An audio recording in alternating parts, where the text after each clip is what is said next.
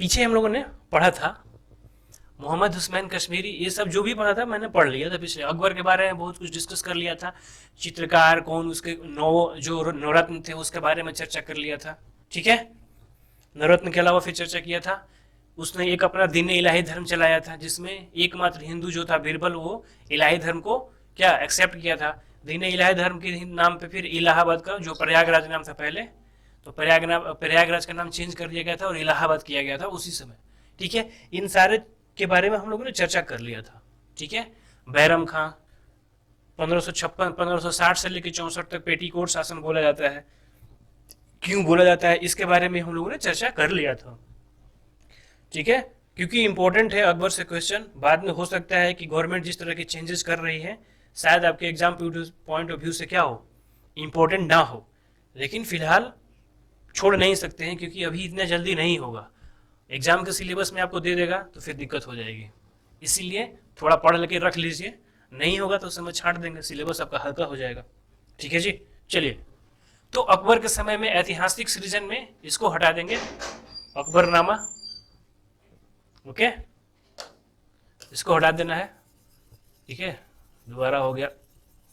ये अकबरनामा पूछा गया है कि किसकी रचना है, अबुल फजल की, और आईने अकबरी भी इसी की है, अबुल फजल की। ठीक है, हर जो मुगल बादशाह थे ना उसके बारे में किसी न किसी ने किताब लिखा है, किसी ने खुद लिखा है अपने आत्मकथा, तो उसके बारे में ध्यान रखना है किसने लिखा है और क्या लिखा है। ठीक है, उसके बारे में पूछा जाता है। चलिए, अकबरकालीन अनुवाद विभाग। अब अकबर के समय में क्योंकि वो बहुत धर्म के प्रति बहुत उदार था, वो हर धर्म की रिस्पेक्ट करता था, हर धर्म की, वाद विवाद अपना बैठा दिया था एक मजलिस की, चर्चा कीजिए हम सुनेंगे। ठीक है, जो हमें अच्छा लगेगा उसमें फिर अपना निर्णय करेंगे। ओके, इसी के लिए उन्होंने हर धर्म को जो एक्सेप्ट करता था तो हर धर्म के बुक को क्या करता था ना, उसको अनुवाद करवाया था, उसका ट्रांसलेट करवाया था। ठीक है, तो उसी ट्रांसलेशन के बारे में पूछा जाता है। क्या है ट्रांसलेशन में, महाभारत का अनुवादित ग्रंथ, ठीक है ना, उसको जब फारसी में चेंज किया गया था महाभारत ग्रंथ को, तो उसका नाम क्या दिया गया है, रज्मनामा। इन्होंने सबसे पहले क्या किया, बोला कि हिंदुओं का सबसे बड़ा ग्रंथ है जो महाभारत है, क्या है इसमें, जरा इसको चेंज करके देखते हैं, इसको ट्रांसलेट कराइए और फिर पढ़ेंगे हम लोग। तो इसको रज्मनामा के नाम से चेंज कराया गया है। ठीक है ना, तो पूछा जाता है कि महाभारत को अकबर के समय में ट्रांसलेट किया गया फारसी में, तो उसका नाम क्या रखा गया था, तो क्या रखा गया है, रज्मनामा। इसके बाद किया गया, रज्मनामा की रचना किसने, नकीब खां, मुल्ला अब्दुल कादिर और सुल्तान थानेसरी एवं फैजी के संयुक्त सर्वेक्षण में हुआ था, इन सबों ने मिलकर किया था। ठीक है, ये नहीं पूछा जाता है, बस याद रखना कि महाभारत का क्या किया गया था, रज्मनामा नाम रखा गया था। ठीक है, अथर्ववेद जो था, अथर्ववेद का भी फारसी में अनुवाद किया गया, क्या है भाई इसमें। ठीक है, हाजी इब्राहिम सरहिंदी, ये ध्यान में रखेंगे, इब्राहिम सरहिंदी ने क्या किया कि अथर्ववेद को पूरा एकदम ट्रांसलेट कर दिया। ओके, फिर लीलावती जो एक बुक है वो मैथमेटिक्स की बुक है, ये जो लीलावती है, ठीक है ना, मैथमेटिक्स की बुक है, इसको फारसी में चेंज करके नाम रखा गया। ठीक है ना, लीलावती के नल दमयंती इसका नाम रखा गया था। ठीक है ना, नल दमयंती, और इसका फैजी ने किया था, ध्यान में रखेंगे, इसका फैजी ने ट्रांसलेट किया था। पंचतंत्र, दुनिया में सबसे ज्यादा पढ़ी जाने वाले बुक, बिकने वाली बुक है पंचतंत्र, दूसरा बुक है दुनिया में सबसे ज्यादा अगर पढ़ा जाने वाला बुक है पंचतंत्र, वो दूसरी बुक है। विष्णु शर्मा इसके कौन है, लेखक हैं, ये बहुत बार पूछा गया है। पंचतंत्र के लेखक कौन है, विष्णु शर्मा। ठीक है, इसका अनुवाद किसने किया था, अबुल फजल ने। पंचतंत्र बहुत फेमस बुक है, बहुत फेमस बुक, उसकी रचना के बारे में पूछा गया था, विष्णु शर्मा, और इसको अबुल फजल ने इसको फारसी में भी ट्रांसलेट किया। एक चीज और थी ना कि पूछेगा कि मुगलों की भाषा क्या थी, राज्य की भाषा, मुगल राज्य जो मुगल जो चलते थे, मुगलों की भाषा क्या थी, तो ध्यान रखेंगे फारसी थी, पूरा मुगलों की भाषा क्या थी, फारसी थी, फारसी। ठीक है, राज तरंगिणी का भी अबुल फजल, राज तरंगिणी क्या है, राज तरंगिणी कश्मीर का पूरा ब्यौरा राज तरंगिणी में मिलेगा। पूरा कश्मीर का जो इतिहास है ना, वो तीसरी या दूसरी शताब्दी से लेके 1100 ईस्वी तक, ठीक है ना, उसकी चर्चा राज तरंगिणी में मिलेगा। ठीक है ना, एकलौता बुक है जिसको पहली बार लिखा गया था, इतिहास में पहला बुक है जिसका लिखना शुरू हुआ था भारत में, तो कौन है? राज तरंगिणी है। ठीक है, उसका कन्वर्जन किसने किया था? अबू फजल ने। अबू फजल ने। भगवत पुराण का नाम आपने सुना होगा। भगवत पुराण जगह जगह आजकल कथा होता है ना, उसको भी चेंज करवाया उसने पढ़ने के लिए। तो उसका क्या, उसको किसने किया था? टोडरमल। उसका टोडरमल जो था राजस्व मंत्री था टोडरमल। ठीक है, तो उसने इसका क्या किया? चेंज करवाया इसको, भगवत पुराण को फारसी में। तो यही पूछा जाता है कि भगवत पुराण का फारसी में किसने अनुवाद किया। ठीक है, तो फेमस जो है ना, अभी इसके अलावा बहुत हुए हैं, लेकिन इंपॉर्टेंट यही है। ज्यादातर महाभारत का नाम किस नाम से चेंज हुआ था? तो रज़्मनामा। पंचतंत्र का याद रखना, अबुल फजल। ठीक है, अथर्ववेद इब्राहिम सरहिंदी। ये तीनों बहुत ज्यादा इंपॉर्टेंट है। भगवत पुराण, टोडरमल। तो ये अनुवाद विभाग था अकबर के समय में। ये क्या हुआ ना, इसको लिखा गया। ज्ञान का पहले प्रचार प्रसार ऐसे ही होता था। ठीक है, भारत का जितना ज्ञान जो फैला है ना, वो 712 ईस्वी के बाद पूरा दुनिया में फैलना शुरू हुआ, खास करके यूरोप में। ठीक है, खास करके यूरोप में भारत का ज्ञान फैलना कब शुरू हुआ? जब मोहम्मद बिन कासिम ने यहाँ पे अटैक किया था, मोहम्मद बिन कासिम ने, तो यहाँ के लोगों को देख के वो दंग रह गया था कि इतना कैसे ये लोग विकसित हैं, या जादू टोना भी चल रहा है, वो लोग सब कुछ टाइम भी बता दे रहे हैं, ये इतना बुक लिखा हुआ है, हम लोग के पास कोई बुक ही नहीं है, इसकी संस्कृति के पीछे रीजन क्या है? तो उन्होंने, पता है, बहुत सारा बुक मैथमेटिक्स का, खगोल शास्त्र के बारे में बता रहे हैं, चंद्रमा का ऐसे, चंद्रमा का वैसे, अमावस्या पूर्णिमा सब बता रहे हैं, सही बता रहे हैं। आखिर ये है क्या भारत? ठीक है, तो यहाँ से बहुत सारा बुक उठा के ले गया था मोहम्मद बिन कासिम। फिर वहां पे क्या हुआ, इसको ट्रांसलेट किया गया अरब में। ठीक है ना, ट्रांसलेट किया गया। और अरब का व्यापार किससे चलता था? अरब जो है ना, यूरोप से चलता था, यूरोपियन से। और बाद में क्या हुआ ना, अरब ने यूरोप को कब्जा भी कर लिया था, जिसके बारे में हम लोगों ने पढ़ा है, ऑटोमन एम्पायर बनाया था। ठीक है, तो जब यहां से ट्रांसलेट हुआ ना, तो ये बुक फिर यूरोप में पहुंचा, तब इन सबों का ज्ञान यूरोप में हुआ है। और यूरोप फिर क्या हुआ, यही सब ज्ञान को पढ़ के, और बाद में हवाई जहाज बना लिया, ये बना लिया, फलाना बना लिया, ढिमका बना लिया, वो ज्ञान यहीं से ट्रांसफर हुआ था। अगर पीछे हिस्ट्री में जाओगे ना, तो बहुत सारा ज्ञान भारत से ही गया था, लेकिन भारत को क्रेडिट नहीं मिला, क्योंकि यूरोप बाद में क्या हुआ, यूरोप बाद में शक्तिशाली हो गया, तो आपको ही गुलाम बना लिया। ठीक है, और आप ही का चीज वो यूज करके आपके ऊपर थोप दिया। वरना जहाज बनाने वाले दूसरे के एक थे आदमी, भारतीय आदमी ही थे। तो इस तरह से भारत का ही ज्ञान बहुत हद तक, मतलब कि दूसरे जगह फैला, और उन्होंने यूज किया। और हम यहाँ पे बेवड़ों की तरह जाति धर्म, ठीक है ना, जादू टोना, ये सब में लगे रहे। वो ऊपर है, वो राजपूत है, ये ब्राह्मण है, इस तरह में हम लोग लगे रहे। ज्ञान जो भी था हमारा ना, उसको चौपट कर दिए, पढ़ना लिखना छोड़ दिए। ब्राह्मणों का इसमें सबसे बड़ा मतलब दोष था कि उन्होंने ज्ञान को प्रचार प्रसार के लिए दूसरों को देने ही नहीं दिया। और इसका नतीजा क्या हुआ कि देखिए कितना नीचे गए, और कौन आप ही का यूज करके कौन ऊपर आ गया। तो उसी का आजकल खामियाजा भुगत रहे हैं हम लोग। ठीक है, तो इस तरह से आपका ज्ञान का जो होता है ना, ट्रांसलेट जो हुआ, तो आप ही का ज्ञान जो है वो जाके फैला, यूरोप में गया, अरब के थ्रू यूरोप में गया। ठीक है, जब वो लोग बुक पढ़ने लगे तो वो और आकर्षित होने लगे, अरे इंडिया इतना है, फिर और इंडिया में अट्रैक्शन हो गया, नजर लग गया इंडिया का। और इंडिया को खुद पता ही नहीं है कि हम क्या है। इस तरह का अंधविश्वास यहाँ पे, मतलब क्या बताए, गुस्सा भी कभी कभी आता है, कभी कभी लगता है कि गुलाम बनने के लायक था ही। ठीक है, अकबर द्वारा किए गए कुछ महत्वपूर्ण कार्य, अकबर ने बहुत कार्य भी किया था, बहुत कार्य किया था। जैसे दास प्रथा का अंत किया था 1562 में, ये पूछा जाता है। तीर्थ यात्रा कर जो लगता था ना, उसको भी खत्म किया था ये 63 में, और जजिया को 64 में खत्म किया था। ये तीनों लाइन से ध्यान में रखना, इसके नीचे बहुत कम जाता है, लेकिन ध्यान में रखना 62, 63, 64। ठीक है ना, इसमें दास प्रथा, तीर्थ यात्रा कर और जजिया को इसने समाप्त किया था। तीनों को ध्यान में रखेंगे। End of slavery, end of pilgrimage tax, end of जजिया 1564, 62, 63, 64 ध्यान में रखेंगे। ठीक है, फतेहपुर सीकरी स्थापित हुआ राजधानी आगरा से यहाँ स्थानांतरित हुई 1571 में। आपको बताया था कि ये गुजरात गया था जीतने के लिए। गुजरात जब जीत गया था तो पहली बार समुद्र देखा, गुजरात जीत के बहुत खुश था ये। तो उसी के उपलक्ष्य में क्या किया ना कि आगरा से 34 किलोमीटर दूर फतेहपुर सिकरी का किला जाके आप देख सकते हैं बनवाया, और यहां से क्या किया, राजधानी को शिफ्ट कर दिया गया, राजधानी शिफ्ट किया गया, आगरा चला गया। ठीक है, आगरा से कहा गया, फतेहपुर सिकरी चला गया। ध्यान में रखेंगे 1571 में गुजरात को जीत लिया था इसने, उसी के उपलक्ष्य में। फिर इबादत खाना की स्थापना की गई। आइए सभी लोग बैठ के जो भी हो वो इबादत करेंगे। ठीक है ना, 1575 में इबादत खाना की स्थापना किया।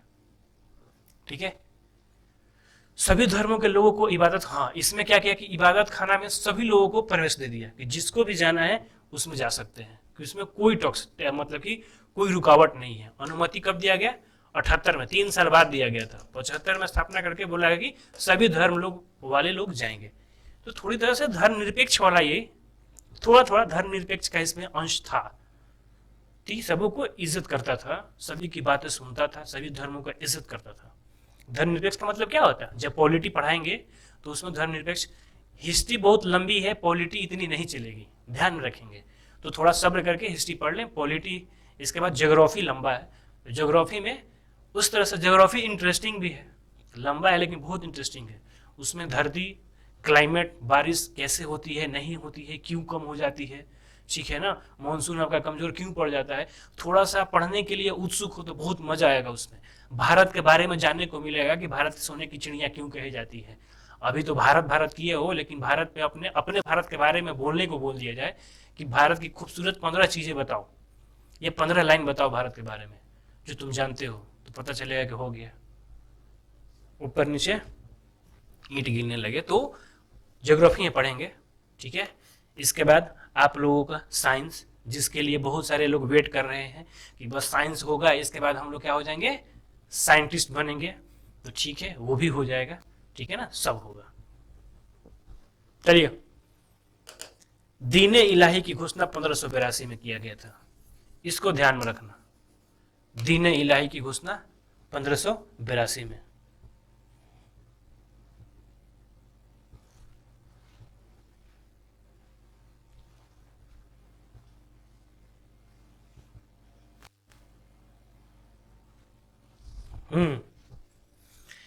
इलाही संवत की शुरुआत 1583 में शुरू हुई। जब इलाही धर्म की स्थापना किया था 1582 में ना, तो 83 में इलाही संवत की शुरुआत की, और वही वो दिन था, प्रयागराज का नाम चेंज हुआ था इलाहाबाद में, यही वो दिन था। ठीक है, तो कितने साल तक रहा, 500, 600, 15, 21, 22, 600 साल तक अप्रोक्स रहा, 500 550 साल तक रहा। लेकिन हिस्ट्री में रिकॉर्ड था कि भाई पहले इसका नाम प्रयागराज था। साइंस बहुत इंपॉर्टेंट है। ठीक है ना, हर एग्जाम के लिए सब सब्जेक्ट इंपॉर्टेंट नहीं होता है, वो देखना पड़ता है कि कौन इंपॉर्टेंट है कौन इंपॉर्टेंट नहीं है। ठीक है, राजधानी का लाहौर स्थानांतरण 1585 में।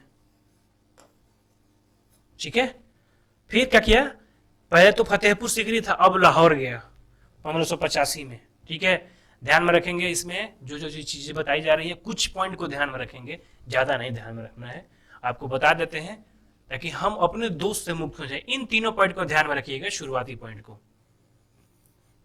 बहुत अच्छे से। ठीक है, इबादत खाना की 75 में स्थापना हुई थी, इस पॉइंट को थोड़ा ध्यान में रखिएगा।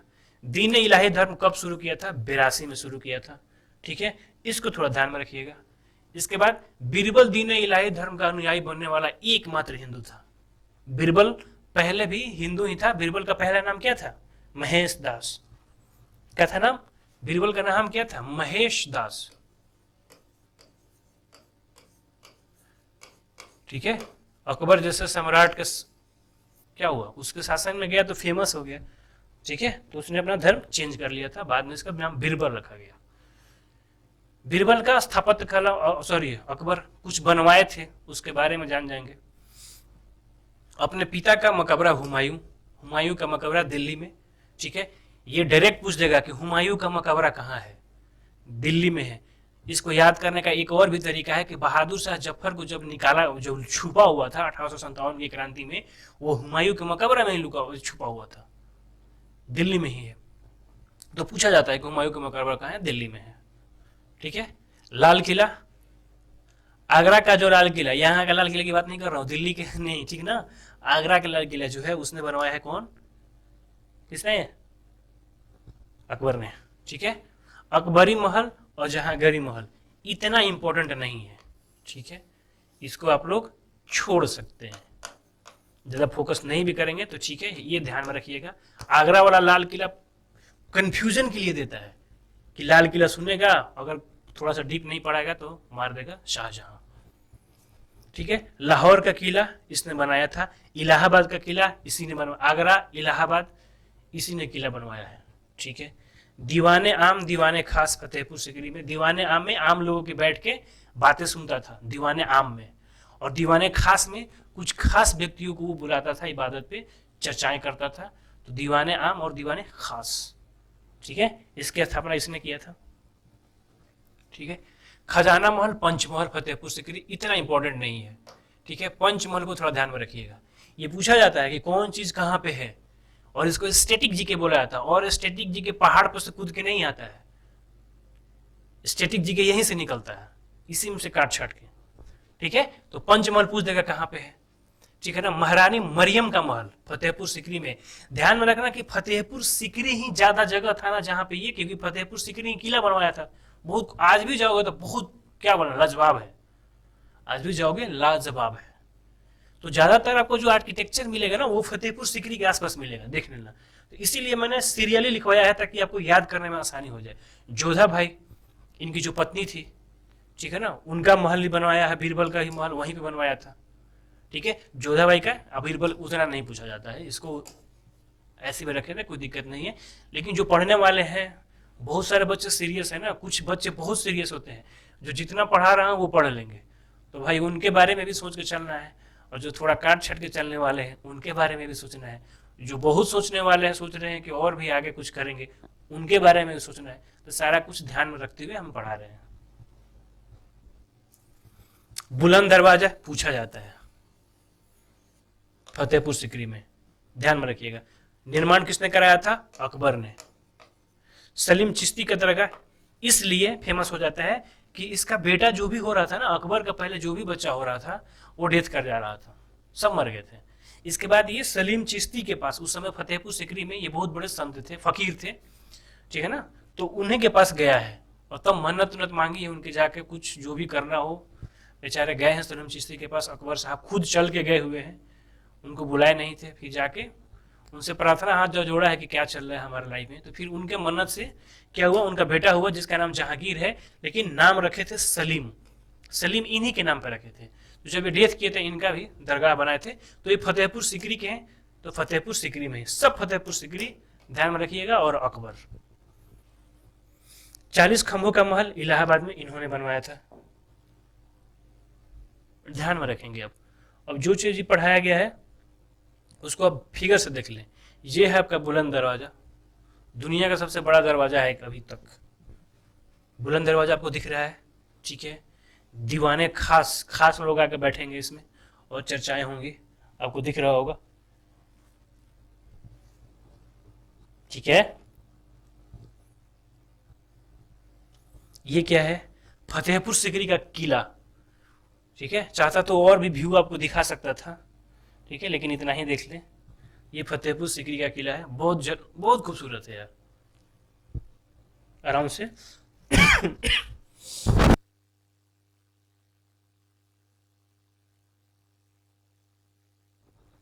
ठीक है। नेक्स्ट, आगरा का जो किला बनाया गया था वो ये किला है। आगरा वाला किला आप तो जाओगे ना कभी आगरा, तो आपको ट्रेन से भी दिख जाएगा सामने, एकदम ट्रेन वहीं से, इसके नीचे से ट्रेन क्रॉस, नीचे का 10 साइड से ट्रेन क्रॉस करती है। लेकिन जहां से ट्रेन क्रॉस करती है बगल में बहुत गंदगी है। अब तो पता नहीं, योगी सरकार आई है पता नहीं, लेकिन हम लोग जब जाते होते थे तो बहुत, क्या बोल रहे हैं, बहुत ज्यादा गंदगी थी, बस आगरा के किला के बगल में। तो ये है आपका आगरा किला, ठीक है। ये थोड़ा फ्रंट व्यू है, ये पीछे से थोड़ा सा है, आप देख सकते हैं। ठीक है, ये है इलाहाबाद का किला। इलाहाबाद, आगरा और लाहौर तीनों का किला इसी ने बनवाया है। ये उसका है इलाहाबाद में। ठीक है, पंचमहल, ठीक है, ये पंचमहल जो है ये इसी ने बनवाया है। 1 2 3 4 5। ठीक है, पंचमहल का निर्माण किसने करवाया था? अकबर भाई ने कराए थे। ये पूछ देता है, इसीलिए मैं इसको मैं दिखा दे रहा हूं ताकि कम से कम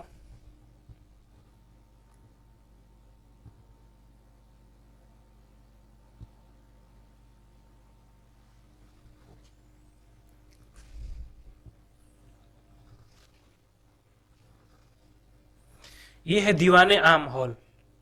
जो पब्लिक ऑडियंस बैठती थी ना, ये सीधे इसी में बैठ के चर्चा करेगी, दीवाने आम में।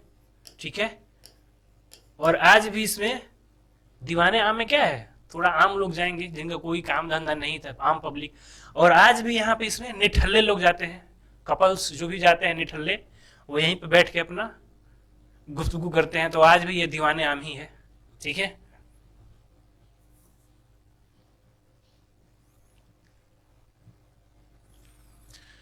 1605 ईस्वी में क्या हुई थी? अकबर की मृत्यु हो गई थी। कब हुई थी? 1605 में। ध्यान में रखेंगे, 1556 से कहानी शुरू होती है और 1605 में इसकी मृत्यु हो जाती है। मृत्यु कैसे होती है? डिसेंट्री। मृत्यु इनकी डिसेंट्री जो शुरू होता है रुकता ही नहीं है, और 1650 में इनकी मृत्यु हो जाती है। एक क्वेश्चन और पूछा जाता है कि जब अकबर शासन कर रहा था भारत में, उस समय ब्रिटेन में कौन महारानी थी? तो ध्यान में रखेंगे एलिजाबेथ थी। तो पूछा जाता है कि अकबर के समकालीन, अकबर के कंटेम्पोररी कौन था ब्रिटेन में? एलिजाबेथ। ठीक है, ये है आपका खूबसूरत अकबर का मकबरा, सिकंदरा में है। ठीक है,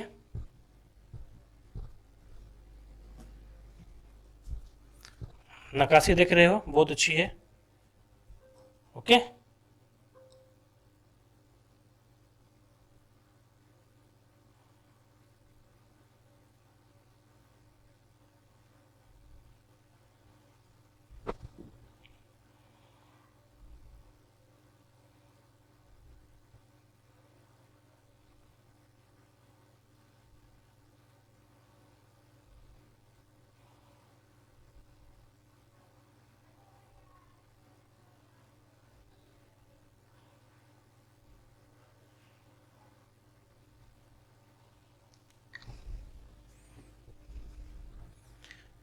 1605 में इनकी मृत्यु हो गई। इनके बारे में सब चर्चा हम लोग कर चुके हैं। स्थापत्य कला, अनुवाद विभाग किसने क्या किए, कौन से काम किए, नहीं किए। ठीक है, कितना महल बनवाए, नहीं बनाए, जो भी इंपॉर्टेंट है इससे बाहर आपका नहीं जाएगा, ध्यान में रखिएगा। इसके बाद हम हर टॉपिक वाइज क्वेश्चन कराएंगे। ठीक है, हर टॉपिक वाइज क्वेश्चन कराएंगे। मॉडर्न का क्वेश्चन डाला आ चुका है, जल्दी से लगाएं। कल आपका हम लोग टेस्ट लेंगे, हर हाल में मैं कल टेस्ट लूंगा, डिस्कशन जो कराऊंगा कल, इसीलिए टेस्ट आज दे लेंगे।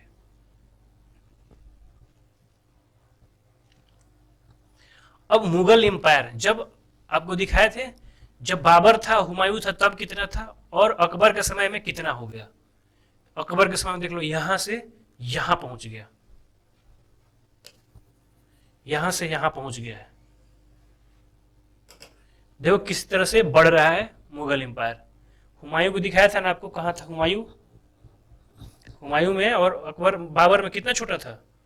ध्यान भी नहीं होगा यार, पढ़ते कहाँ हो, पढ़ोगे तब तो ध्यान में रहेगा। कभी कभी लगता है कि इतना मेहनत किसके लिए कर रहे हैं। ठीक है, देखो उस समय जब बाबर था इतना छोड़ के गया था, ज्यादा हुमायूं तो ज्यादा कुछ कर भी नहीं पाया था क्योंकि उसका था भी नहीं, इतना था, यहां तक था। अब ये पूरा कवर होगा, इतना बचेगा और यहां तक पहुंचेगा। ठीक है, उसी की चर्चा कर रहा हूं। यहां पे आपको नीचे दिखेगा,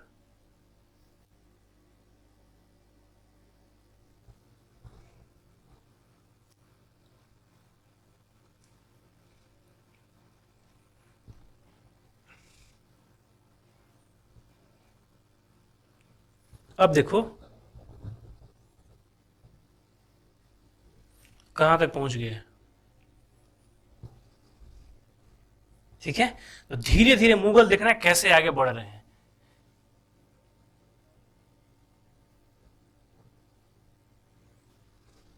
ओके, उड़ीसा कटक पटक सब जितना भी है ले लिए हैं।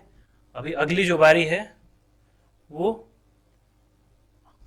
जीतेंगे अब। ठीक है, नेक्स्ट नेक्स्ट आते हैं जहांगीर साहब। ठीक है,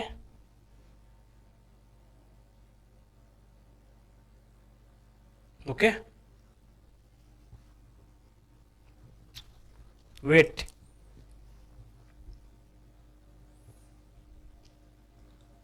जहांगीर, नसीरुद्दीन मोहम्मद जहांगीर का जन्म 30 अगस्त 1569 में हुआ था।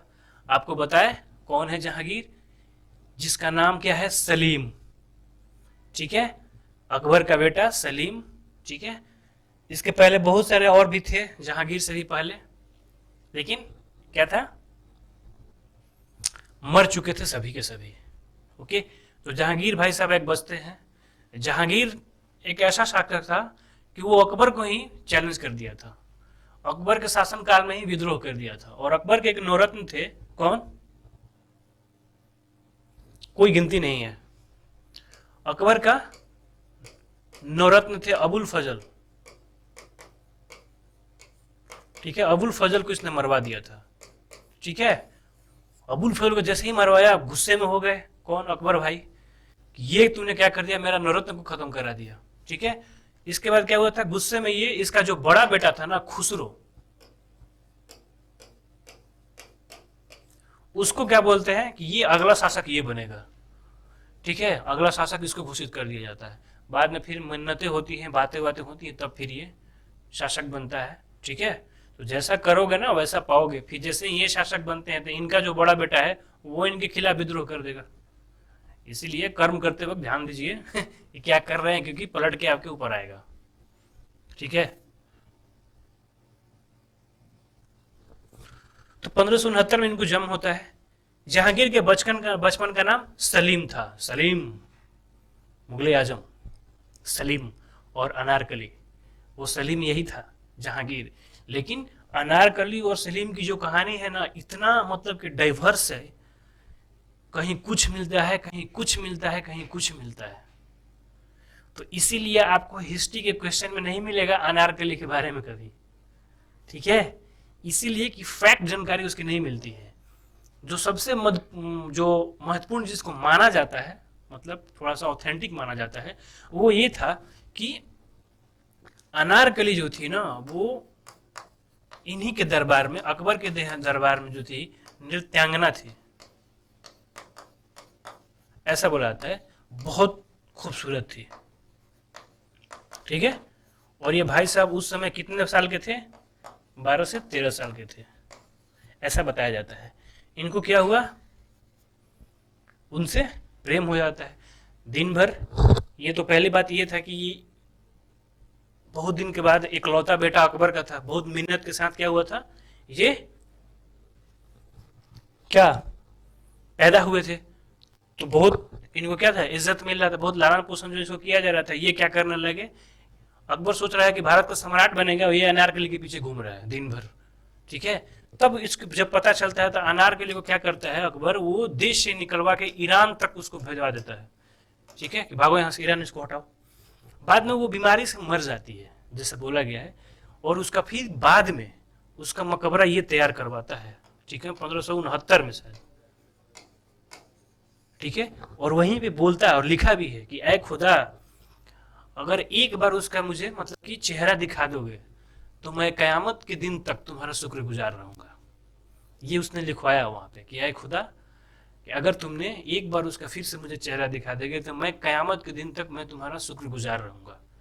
लेकिन खुदा बोले कि जी नहीं, जो हो गया सो हो गया, अब कयामत के दिन जब आएंगे तो आप दिखा जाएगा, उस दिन आपको मिला दिया जाएगा। क्योंकि ऐसा मानते हैं लोग कि कयामत के दिन तक क्या होगा, एक बार फिर से सबका जो है हिसाब किताब होगा। ठीक है, तो उस समय शायद ये मिलेंगे अनारकली से, अभी तक तो पता नहीं है। लेकिन अब इसकी बहुत सारी स्टोरी है।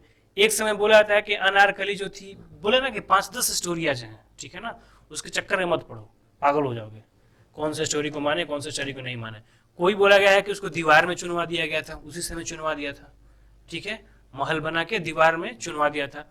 कोई बोलता है कि अनार इसकी जो ये रिलेटिव ही थी, बहुत क्लोज रिलेटिव थी, ठीक है ना, जिससे शादी करना चाहते थे, अकबर ने उसको मना करके फिर मरवा दिया था कि अब शादी कर लेगा, ये भी बोला जाता है, ये क्लोज रिलेटिव थी,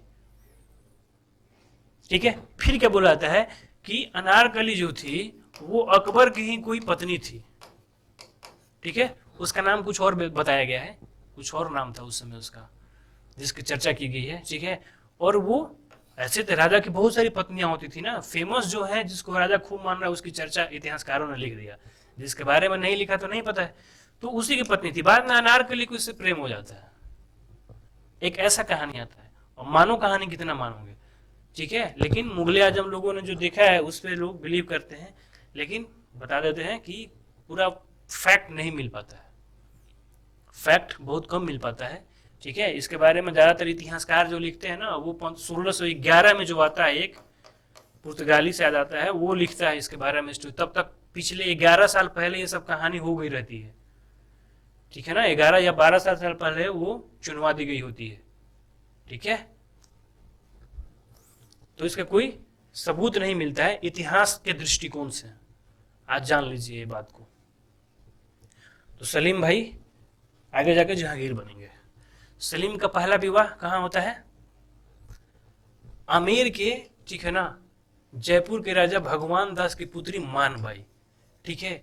ये जो थी ना, ये मान सिंह के ही भाई, मान सिंह की बड़ी बहन थी, जो इनका क्या था, अकबर का क्या था, बाद में सेनापति हुआ है।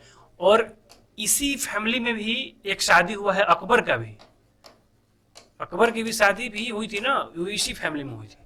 तो पहले से ही रिलेशन था ऐसा, वो लोग को संधि था कि शादी हो सकता है। तो ठीक है ना, भगवान दास की पुत्री मानबाई से हुआ था, ठीक है। सलीम का दूसरा महत्वपूर्ण विवाह राजा उदय सिंह की पुत्री जोधाबाई से हुआ था। और इसी से जाके आगे कौन होगा? शाहजहां, ठीक है, ध्यान में रखना, जोधाबाई से उसका नाम था खुर्रम। और इससे जो बेटा हुआ था ना, उसका नाम था खुसरो शाह, जिसको बोले कि अकबर ने घोषित कर दिया था कि अब यही राजा बनेगा, तुम नहीं बनोगे, ठीक है। और खुसरो शाह ही सलीम के खिलाफ, जहांगीर के खिलाफ विद्रोह किया था। क्यों विद्रोह किया था? सलीम जो था ना, शुरू से ही एक नंबर का पियक्कड़ था। सलीम शुरू से ही एक नंबर का पियक्कड़ था, अय्याश था। जहां तक लगभग जानकारी मिलती है, 20 तो इसकी वैध पत्नियां थी। इसके बाद तो छोड़ो ना, हरम में तो कहा, जहां तक बताया जाता है कि हरम में 1500 या 5000 तो रानियां थी अकबर की हरम में। सोचो कि इकलौता पुत्र था, कितना अय्याश होगा ये। इतना शराब पीता था ये, इतना शराब पीता था कि मानबाई जो थी एक अच्छे घराने से थी, हिंदू फैमिली से थी, ठीक है, राजा रजवाड़े की फैमिली से थी। तो ऐसा नहीं है कि राजा रजवाड़े की फैमिली से तो वो सब लोग सही होते हैं, लेकिन वो थी थोड़ा कल्चर से, हिंदू कल्चर से थी, तो पसंद नहीं आता था। अंत में इससे तबाह हो गई थी। कहा जाता है कि वो मतलब कि उसको कभी ऐसा देखा ही नहीं ना, ये अमान भाई कभी नहीं देखी उसको ऐसे कि वो सीरियस कभी रहा हो बिना पिए। अंत में क्या की, वो सुसाइड कर लेती है, इसके मतलब कि आके तंग आके। उसी समय खुसरो शाह जो है तो होता है ना, वो मम्मी को लेके अपना क्या है, अपनी माँ को लेके, अपनी अम्मी को लेके ये जहांगीर से खुन्नस रहता है कि इसी ने मेरे माँ को मार दिया है, इसकी हरकतों ने। तब जाके उसने विद्रोह कर देता है। विद्रोह कर देता है तो क्या करता है, इसका पहले आंख फुड़वा देता है। खुसरो शाह का दोनों आंख क्या करेगा, फुड़वा देगा ये, और कैद करके रख देगा, ठीक है। आगरा के कोई किला है जो वहाँ पे रूम में। फिर इसके बाद खुसरो शाह की मृत्यु हो जाती है। तो वो इसका बेटा था। फिर दूसरा जो शादी होती है इसकी, उसका नाम है उदय सिंह पुत्र जोधाबाई, ठीक है। इससे बेटा होता है शाहजहां, और यही अगला शासक बनेगा, शाहजहां ही, ठीक है। इसके इसी का पुत्र खुर्रम, खुर्रम इसका नाम था, शाहजहां का नाम खुर्रम था, ठीक है। चलिए, बादशाह बनने के बाद भी जहांगीर ने मिर्जा गया, इसके बाद फिर एक शादी करता है, ठीक है, फिर एक शादी करता है। इसके पीछे की कहानी क्या है कि मिर्जा गयास बेग की पुत्री मेहरुनिशा थी, ठीक है ना, और इसकी शादी हो गई थी। मेहरुनिशा की शादी थी, कोई था कुली क्या नाम था उसका, था एक जिसका शादी हुआ था, ठीक है, उस समय 22 या 23 का इसका उम्र थी, ठीक है। बाद में नौरोज का जो फेस्टिवल होता है, नौरोज, ठीक है ना, ये पारसी का फेस्टिवल था, 9 दिन का होता है। उस फेस्टिवल में मेहरुनिसा को देख लेता है, कौन, जहांगीर साहब देखते हैं, और उसकी सुंदरता पे बहुत कायल हो जाते हैं मेहरुनिसा के, ठीक है। इतना कायल हो जाते हैं, लेकिन वो शादीशुदा रहती है। पता चलता है कि शादीशुदा कौन है, तो जो इसका पति है वही काम करता है इन्हीं के राज में। बोलते हैं कि अच्छा ऐसा बात है, शादी तुड़वा देते हैं। फिर क्या करता है जहांगीर, कुछ लोगों को भेजता है और इसके पति को क्या करता है, मरवा देता है, ठीक है, मरवा देता है। और फिर इनको यहाँ से जैसे ही ये मरवा देता है तो ये विधवा हो जाती है। और फिर जो अकबर की जो वाइफ थी उसमें जिंदा थी, उसको बुलाता है, ठीक है, बुला के बोलता है कि इनकी अब सेवा करें। सेवा करते करते क्या होता है, बाद में इनसे फिर शादी कर लेता है। तो ये कहानी है। और फिर यही मेहरुनिसा जाके आगले, ठीक है ना, नूर जहां से फेमस होगी, क्योंकि जहांगीर ने मेहरुनिसा का नाम क्या कर दिया, नूर जहां रख दिया। और बाद में जो ये पियक्कड़ जो था ना, 1605 से इसका शासन 2 भाग में बटा गया। 1605 में शासन कर बटता है, ठीक है, अकबर की मृत्यु के बाद। यहां तक तो अपना दिमाग चलाता है, थोड़ा बहुत बेवड़ा टाइप का है, चलाता है। 11 के बाद यही सब दिमाग लगाती है। शासन पे पूरा नूरजहां का अधिकार है, ठीक है, और पूरी कंट्रोल यही करती है। एक आदमी कंट्रोल नहीं होगा, शाहजहां, शाहजहां इनसे कंट्रोल नहीं होगा, जो जोधाबाई का है, ठीक है। आगे बढ़ेंगे, उसकी कहानी आएगी। तो मेहरुनिसा से शादी करता है जिसका नाम नूरजहां है। तो 3 पत्नियां तो आप यहीं पे पढ़ लिए। एक और पत्नियां थी जिससे उसका बेटा हुआ था, जिसका नाम था शहरयार, ठीक है। तो पॉलिटिकली हुआ था कि शादी कर लोगे ना तो ये राज आपको मिल जाएगा, तो शादी कर लिया था, और ऐसे भी शादी किया था वो। सलीम ने 1599 ईस्वी से 1657 तक अपने पिता सम्राट अकबर के विरुद्ध विद्रोह किया, ठीक है। सलीम भाई साहब, जहांगीर ने ही 1603 ईस्वी तक अपने पिता के साथ विद्रोह किया था, ठीक है। चलिए, ये इतना इंपॉर्टेंट नहीं है। जहांगीर ने शराब व मादक वस्तुओं के निर्माण की बिक्री पर रोक लगा दिया। जब ये आया और ये जानता था कि शराब और मादक पदार्थ इतना गंदी चीज़ है, इतनी गंदी चीज़ है, इसको एहसास था, इसीलिए इसने बंद करवाया कि कोई दूसरे को ये लत ना लगे, वरना पूरा खत्म हो जाएगा। लेकिन इसका यह लत छूटा नहीं था। ये अपने सभा में मंगवाते थे, पीते थे, बोलते थे कि हमसे अब नहीं होगा, ये नहीं छूटेगा, लेकिन इसने अपने राज्य में बंद करवा दिया था, ठीक है। जहांगीर के सबसे बड़े पुत्र खुसरो, बताया ना कि उसने जहांगीर के खिलाफ क्या किया था, विद्रोह कर दिया था। अब विद्रोह करके वहां से भागा तो कहाँ चला गया, सिख। उस समय सिख एम्पायर था ना, उस समय सिख के 5वें गुरु थे कौन, अर्जुन सिंह, इनके पास वो चला गया। अर्जुन सिंह क्या किए कि ठीक है, बोले कि चलो कोई बात नहीं है, तुम्हारी ऐसी समस्या है, हम तुम्हें पैसे भी देंगे और सपोर्ट करेंगे, तुम जाओ लड़ो। बाद में क्या होता है, खुसरो से लड़ाई होती है, जलंधर में लड़ाई भी होता है, ठीक है ना। खुसरो की सेना और मुगल जो जहांगीर की सेना है, ठीक है, जिसमें जलंधर में खुसरो भाई हार जाते हैं, इनको पकड़ के लाया जाता है, आंख फोड़ा जाता है, काम खत्म कर दिया जाता है। बाद में पता चलता है कि इसमें अर्जुन सिंह भी इसको सहायता किए थे, ठीक है। तब मुगल शाह जाता है वहाँ पे अर्जुन सिंह के पास, अर्जुन के पास जाता है और बोलता है कि अच्छा ऐसा किया है आप, आइए इधर, पकड़ के लाता है। बोलता है कि पहले मुस्लिम धर्म एक्सेप्ट करो, तुम इस्लाम एक्सेप्ट करो। बोला कि ऐसा हो ही नहीं सकता है, ठीक है। इसके बाद उनको तुरंत वहीं पे लाल किले, जहांगीर नहीं, आगरा में, तुरंत उसको क्या करता है, फांसी पे इनको चढ़ा देता है, लटका देता है उसी समय। और यहीं से शुरू होता है क्या, मुगल और सिख में रंजिश शुरू होता है यहीं से। अब सिख लोग मुगल के विरोधी हो जाएंगे। इसके पहले तक नहीं था। इसके पहले जो गुरु थे, रामदास, ये सब थे ना, अकबर से बहुत बनता था। जो आज का अमृतसर टेम्पल जो दिख रहा है ना, अमृतसर शहर जो दिख रहा है और टेम्पल जो दिख रहा है, वो क्या किया था कि अकबर ने 500 बीघा जमीन दिया था, 500 बीघा जमीन दिया था, ठीक है। रामदास की जो बड़ी बहन थी उनको दिया था कि आप जो इसका यूज करें कीजिए। उसी पे आपको अमृतसर जो टेम्पल है ना बनाया गया, 500 बीघा की जमीन है, वो अकबर ने दिया था। और यहाँ से फिर वही मुगल शासक से क्या होगा, यहाँ से अब रंजिश शुरू होगा, आगे आपको दिखेगा बहुत, ठीक है। तो आपको पूछा जाएगा कि अर्जुन सिंह, जहांगीर ने कौन से गुरु को, अर्जुन सिंह, या कभी कोई पूछ देता है 5वें 4थे ऐसे बोला जाता है, किसको फांसी दिया था सिख गुरु को, तो अर्जुन सिंह को दिया था। किसने, जहांगीर ने, ठीक है। औरंगजेब भी देगा, 9th गुरु जो है तेग बहादुर, उसको भी देगा। 5वें गुरु, ठीक है, ये पूछा गया है, बहुत फेमस है ये बहुत फेमस है। खुसरो भाई साहब कोई फेमस नहीं है, बस आपको बता देते हैं कि इसी के कारण फांसी मिली थी इसको। खुसरो को सहयोग देने के कारण जहांगीर सुगुरु अर्जुन को फांसी पर चढ़ा देता है, मरवा डाला। आगरा के किले के शाहपुर यमुना तट पर एक खंभे में सोने की जंजीर लगी हुई थी। हाँ, ये ऐसा माना गया है कि था एक 60 फीट का वो ऐसा बनाया था, सोने का जंजीर बनाया था, 60 या 62 फीट का जो भी हो, और सोने का बनाया था, 60 घंटियाँ उसमें लगी हुई थी, ताकि अगर किसी को न्याय चाहिए, अगर बीच में कोई सपोर्ट नहीं कर रहा है आपको, हमारे अधिकारी बीच में सपोर्ट नहीं कर रहे हैं आपको, तो सीधे आके बाहर से उस घंटा को, जो भी वो सिक्कड़ है, चेन है, उसको अगर हिलाएंगे तो घंटा बजते हुए सीधे कहाँ चला जाएगा, अकबर के पास घंटा बजते हुए चला जाएगा, क्योंकि सीधे कनेक्टेड था वो अकबर के महल में, सॉरी जहांगीर के महल में। ठीक है, तो ये न्याय की जंजीर, जो सोने की जंजीर बोली जाती है, वो कौन था, जहांगीर से संबंधित था। लेकिन इसके बाद इसका इतिहास पता नहीं चलता है कि वो 60 फीट, जो 60 को जो सोने का जो इतना बड़ा लंबा जो चैन था, वो कहाँ गया आखिर, कौन ले गया, कि क्या किया, ये सब कुछ पता नहीं चलता है। ठीक है, लेकिन ध्यान में रखने का, ये लगाया गया था जहांगीर के न्याय आगरा के किले के शाहपुर जमुना तट पर। ठीक है, लेकिन ऐसा कोई घटना नहीं मिलता है ना कि कोई जाके ऐसे बजाया हो कि हमें न्याय की जरूरत है, किसी का हिम्मत नहीं था। पता था कि इतना बड़ा अय्यास है, ठीक है, अगर हम खुद जगा दिए तो पता है फैसला हो या नहीं हो, पहले मेरा फैसला कर देगा, कि हम आराम से सोए हुए थे, पहले तो दारू पी के सोया रहता था, ये क्या ये उठ पाता है, कोई काम था इसका, कुछ काम नहीं था। तो ऐसा कोई नहीं मिलता है ना कि जिसका उस जो सोने की जंजीर था उसके थ्रू ये किसी को न्याय दिया हो, आज तक ये नहीं मिला है, ये न्याय दिया हो, ऐसा कोई इतिहास में घटना अभी तक नहीं मिली है कि किसी इंसान को न्याय किया हो, या फिर कोई न्याय मांगने आया हो उस सोने की जंजीर से, किसी का हिम्मत था, बस बनवा दिया था, इतना जानकारी रखेंगे।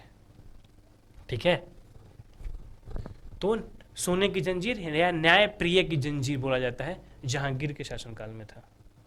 ठीक है, नेक्स्ट आगे की क्लास में पढ़ेंगे, आज यहीं रहने देंगे। ठीक है, आगे की क्लास में ये नेक्स्ट